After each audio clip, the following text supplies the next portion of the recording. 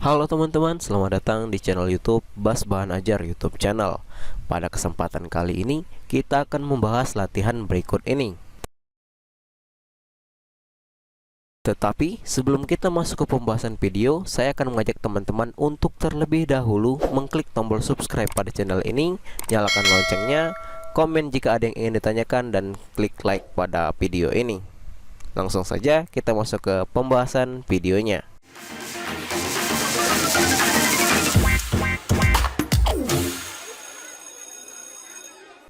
Oke teman-teman, di kesempatan kali ini kita akan membahas evaluasi bab 9 di halaman 160 sampai dengan 161 di buku PAI kelas 11 semester 2 kurikulum 2013. Langsung saja kita masuk ke pertanyaan di pilihan ganda. 1. Perhatikan pernyataan-pernyataan berikut. 1. Setiap transaksi pada dasarnya mengikat orang atau pihak yang melakukan transaksi itu. 2.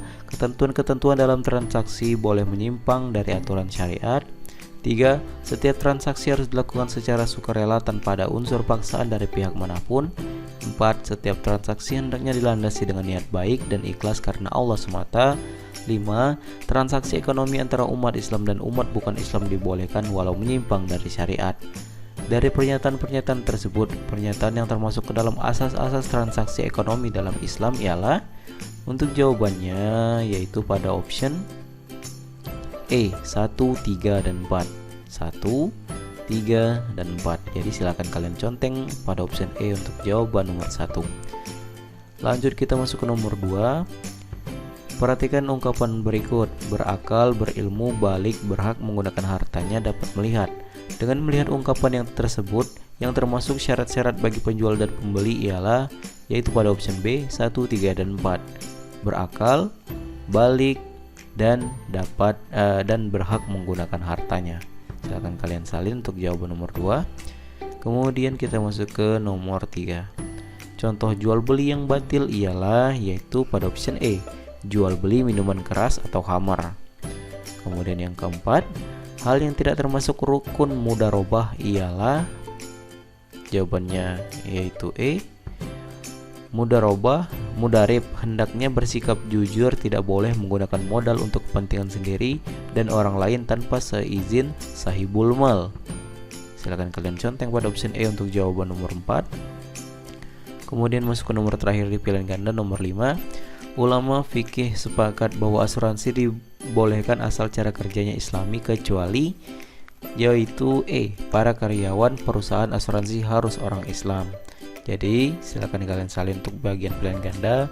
Nomor 1 E 134, nomor 2 B 134, nomor 3 E jual beli minuman keras, nomor 4 E mudharib hendaknya bersikap jujur, tidak boleh menggunakan modal untuk kepentingan sendiri dan orang lain tanpa seizin sahibul mal, dan yang kelima E, para karyawan perusahaan asuransi harus orang Islam.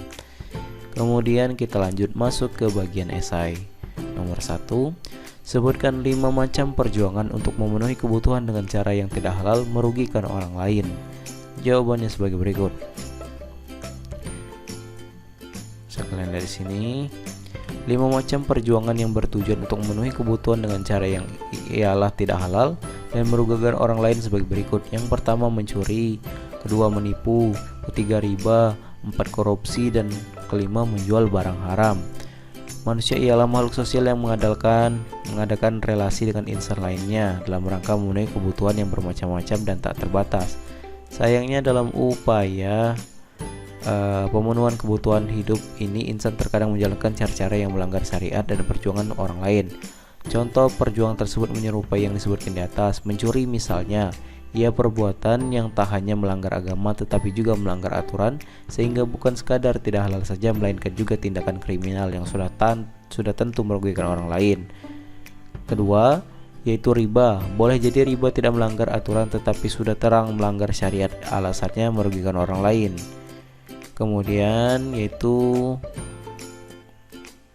menjual komoditas yang statusnya haram, contohnya minuman keras, barang curian, dan masih banyak lagi. Dan yang kemudian, dalam Islam semua sudah mempunyai batasan-batasan yang terang dan tegas termasuk dalam hal ekonomi. Jadi untuk nomor 1 ini silakan kalian salin. Untuk 5 macam perjuangan untuk memenuhi kebutuhan dengan cara yang tidak halal dan merugikan orang lain ini, jawabannya jika disebutkan saja, dan jika dijelaskan silakan kalian salin untuk pembahasannya juga. Oke, kemudian kita masuk ke nomor 2. Kemukakan usaha-usaha yang harus dilakukan supaya setiap acara transaksi ekonomi itu bernilai ibadah. Jawabannya yang pertama yaitu acara ekonomi itu haruslah cara yang halal atau diperbolehkan dalam agama. Kedua, dimulai dengan bismillah, diakhiri dengan hamdalah. Acara tersebut haruslah dengan niat atau tujuan yang baik.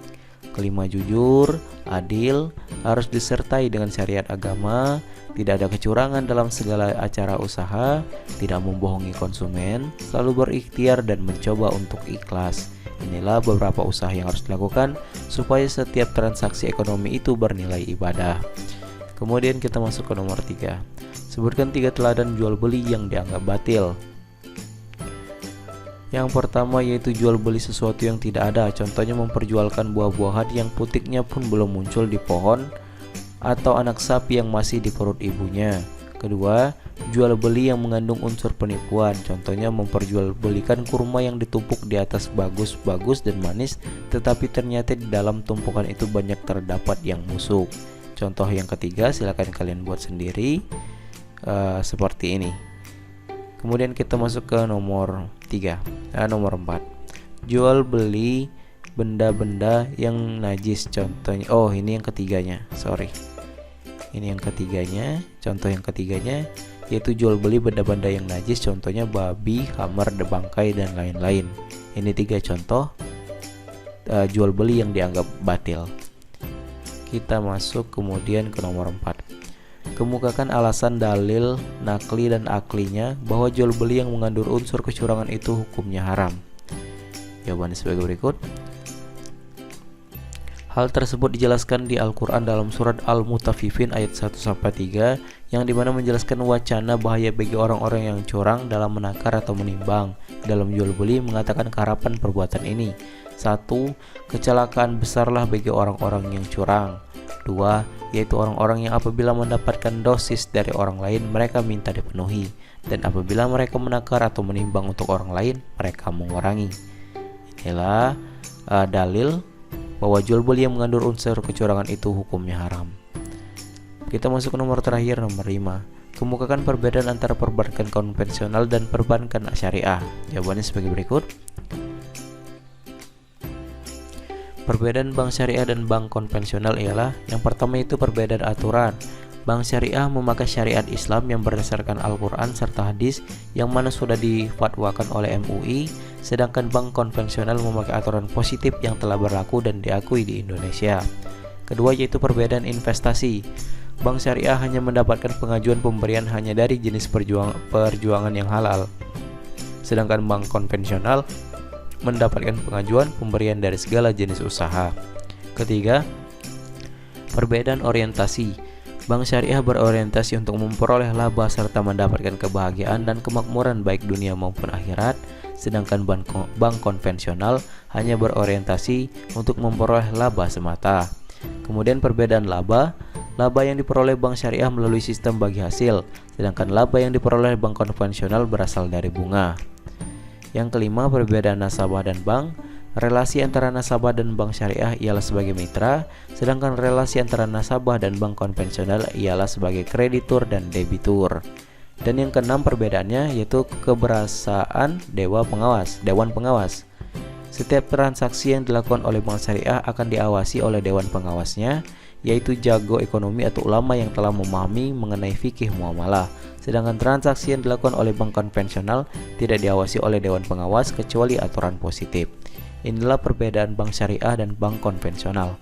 Silakan kalian salin untuk jawaban nomor 5. Dan mungkin sampai sini saja untuk pembahasan evaluasi bab 9 di halaman 160 sampai dengan 161 pilihan ganda dan esai. Jika sekiranya ada jawaban yang kurang jelas atau ada yang kurang kamu mengerti, silakan kamu tuliskan di kolom komentar di bawah. Saya akhiri video ini dan sampai jumpa di latihan berikutnya.